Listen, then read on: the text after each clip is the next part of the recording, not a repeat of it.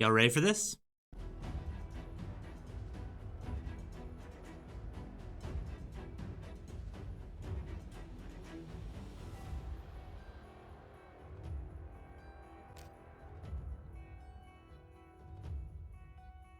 What is going on, Tenant Crew? And 1 month ago, I downloaded Raid Shadow Legends to make a video about it because, let's be real, it's become kind of an inside meme within the content creation spectrum.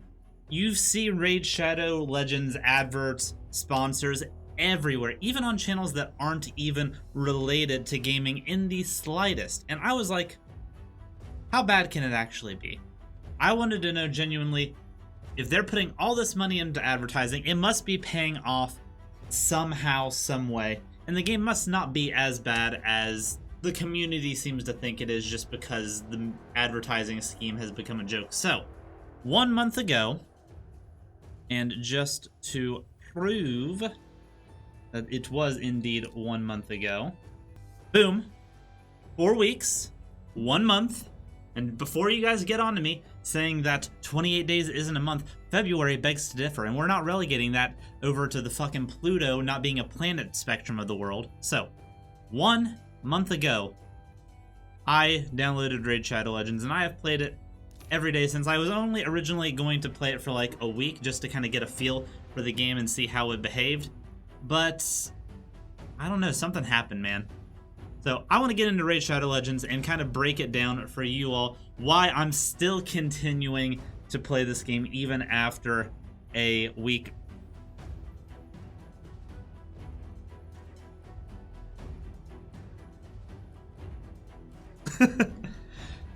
So, as you have seen from the intro of this video, my biggest flaw with this game is how in your face the marketing and wanting you to pay your real cash dollars is. It is egregious. It is constantly being jumped in your face. Anytime you go into one of these other menus, as you saw, and then come back to the main screen, boom, boom, boom, boom, boom, more ads. Like, they really, really want your money. And it's odd because, from my experience, like I said, I've only been playing a month, so I don't know if I've hit that heavy grind period yet. It doesn't really feel like it requires you to actually have to pay anything. It seems fairly, like, play for free friendly, at least up to this point. I'm sure the very, very end game is, like, wild with it, but at least from where I'm at, it's not that bad. So, as you can go through here, it's your standard mobile game bullshit.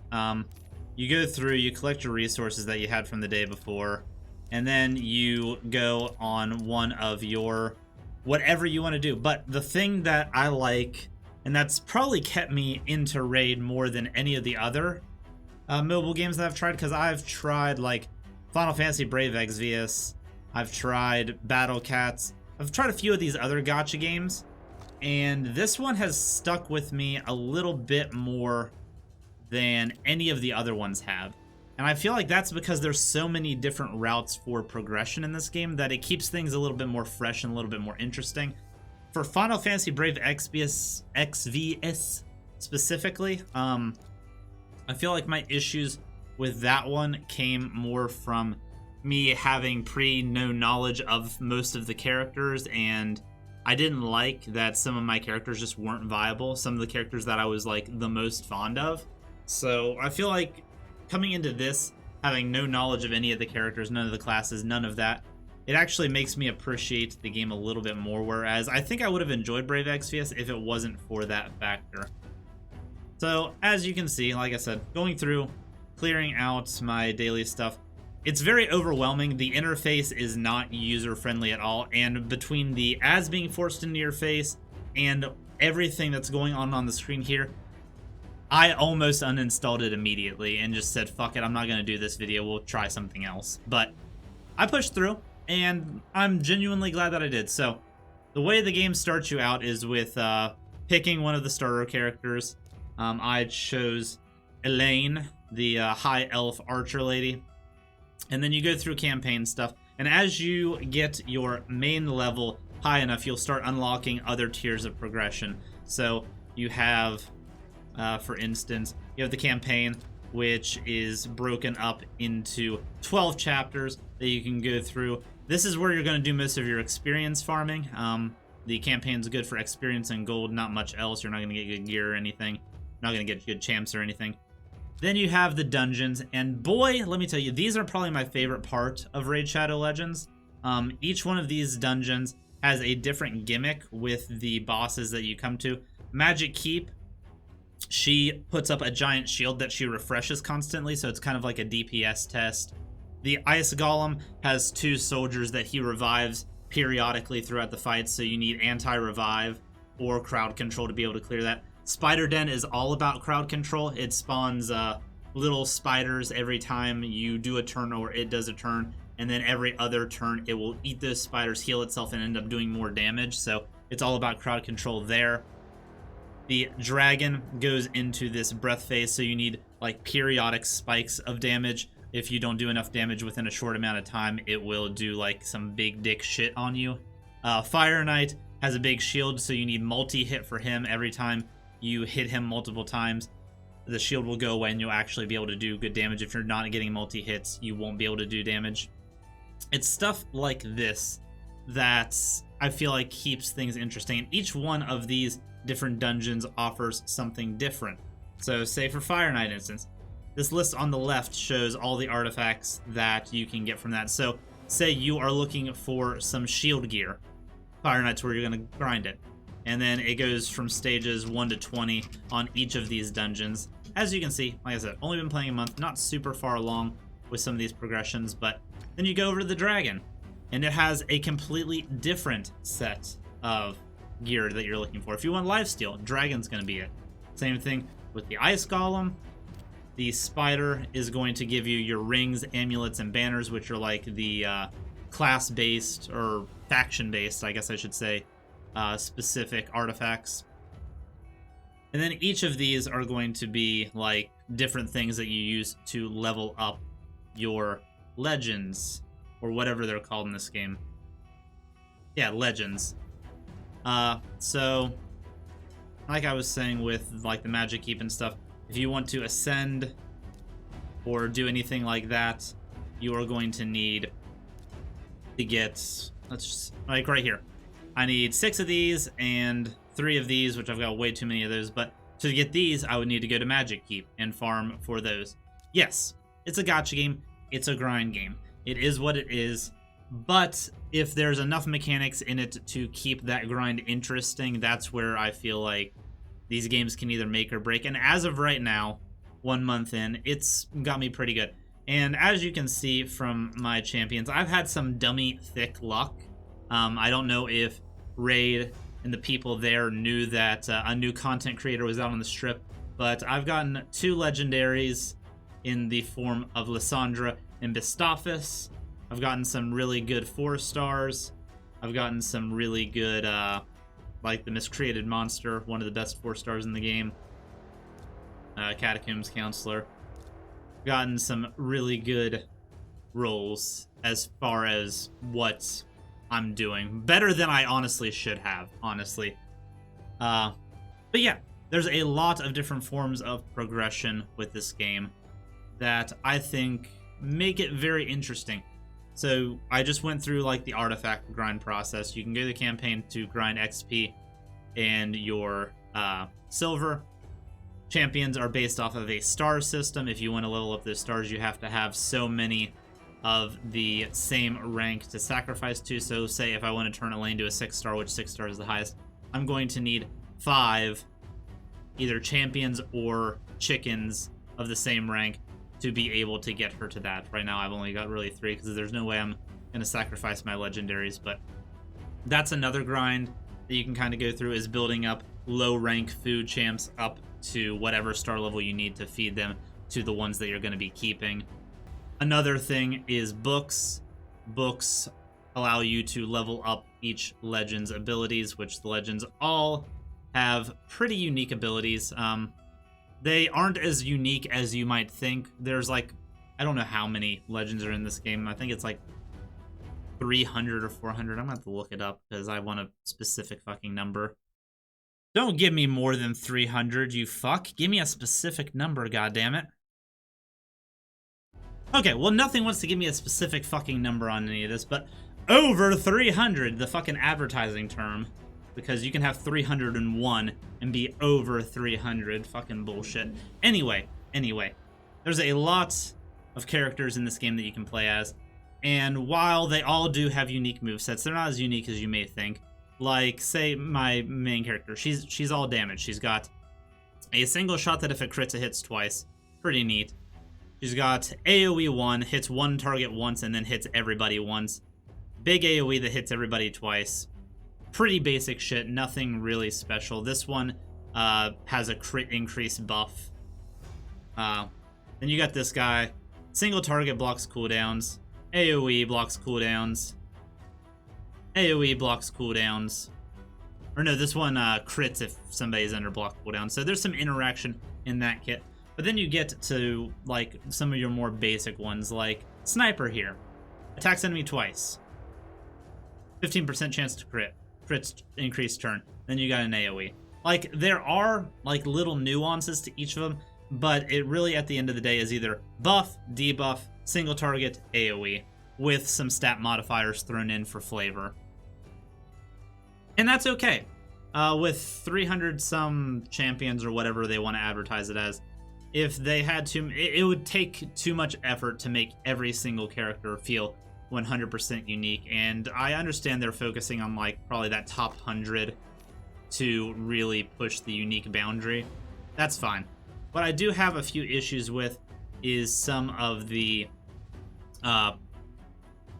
spell effects. A lot of them are recycled. You would think that a little bit more care would be taken into that regard, but there's a lot of recycled spell effects.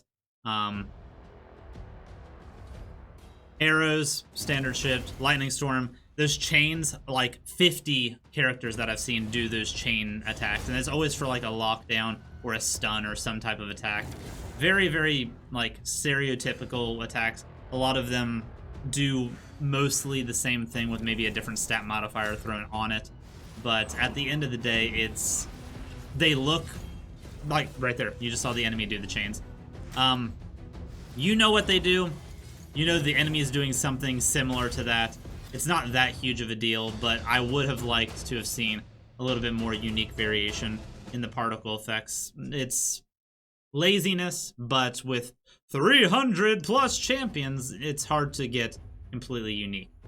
But yeah, that is basically Raid Shadow Legends, and honestly, for a month, I don't know why I am still playing it, but I just genuinely enjoy it. This is a grind that I've actually enjoyed. It's actually kept me up with. There's a few other caveats that you can get into, like the faction wars is pretty neat. Right now we've got the orcs in the Oregon, where every like day or so, I think a new pair of them open up, and you can only use specific characters from that tribe to go in and fight. So right there, that's my orc. I don't have very many orc characters. The Oregon, do I even have? I've got a few Oregons. So that's neat. You can build up like specific faction-based army comps. Another thing to push you forward. But then we get into some of the bad stuff about Raid Shadow Legends. Mainly with the arena system. So the main way the game wants you to progress is through progressing these missions and doing like tournaments and stuff like that. Tournaments will give you unique stuff. Right now we've got a spider tournament going on where killing spider, getting artifacts will give you points. Then once you hit certain tiers on that, you get rewards based on that. That's all fine and dandy, but these are all kind of pushed towards the players that pay for the energy, pay for the gear, that kind of thing. When I said that the game seems fairly free to play, friendly, it is, except for these key aspects. So let's go into my missions right now. Right now, reach Silver 1 in Classic Arena is my progress mission. I cannot move forward until I do that. The way the arena works is right now I am... Right now I am Bronze 2 about to drop down to Bronze 1. For some reason, their ranking convention is the opposite of every other game's ranking convention. It goes from 1 to 4, and then you go into Silver 1 and forward, instead of it being like Silver or Bronze 4 to Bronze 1, and then you go into Silver 4. It's fucking bizarre. I don't know who in their development team decided this was the route to go, but it is what it is. Bronze 2, bad. I'm not good, I promise. And the reason I'm not good is because the arena is where the pay to win really shows. So in arena, you set up a defense team. As you can see, this is my defense team. And then whenever you go to do attacks, you have 10 coins. They refresh roughly hourly. But you attack other people's defense team. And if somebody has paid for like ridiculously overpowered gear, no matter what their power level says it is, you could still get dicked on. I've been like, what is my grouping right now? 38 to 28. Let's just go in here and see. I'm gonna let it auto roll because you really should be doing your own moves. And that's a cool thing with this, and it's most gacha games. It has the auto system for convenient farming, but it also has the ability for you to like micromanage like a standard RPG. I'm just gonna let this auto roll just to show you like how OP. This is a 10 power level difference between me and them. I should hands down win this, and as you can see, it's just not turning out that way, even in the slightest. Boom. I lost to a 10 power level difference simply because they had better gear than I did. They were set up in a way that made that power level null and void. They had speed gear. They had better damage gear. That is where the pay-to-win aspect is, and the arena is the biggest issue that I have with this game. And the fact that they lock your progression behind doing arena stuff, I feel like was on purpose. I feel like that is a way for them to stall out people's growth. And then, like I said, the tournaments also kind of have that that kind of a feel. You're not going to rank high in the tournaments unless you either have a huge stockpile of energy, which I currently do because of events and stuff like that, because I've been actively participating in those events. You saw me grab all that stuff at the beginning. But also due to people being able to buy energy. If you go up here, you can purchase energy for 40 gems. If you go to the shop, gems, you can buy gems straight up. So that's where the pay to win comes in. The tournaments aren't as big of a deal because, yes, while the high tier loot is nice and it will help speed up progression, you can still manage it if you are smart about how you're using things. Any of the tournaments that I've committed to, I've always gotten at least within the top like 5. So it's not hard to do, but it would be a lot easier by inputting your wallet. And like with the very beginning of this video, that is what they are seeking out for you to do, is put your wallet in. I'm enjoying the game right now so far. It definitely has its flaws. It's definitely a gacha game. It's got some lazy aspects, but I feel like the variation in the grind is what is keeping me going with this. So thank you very much for watching. This video is not sponsored, by the way. I just kind of wanted to get my 2 cents on it. I was pleasantly surprised by Raid Shadow Legends. It is not as big of a meme as I once thought it would be, so yeah. I guess I will put a link down below if you want to give me stuff and get yourself stuff for referral program. I don't know if the link will work. It's not worked for anybody else that I've tried. But yeah, I'll put it down below. So much love, Tentacrew. I will talk to you tomorrow. Bye-bye.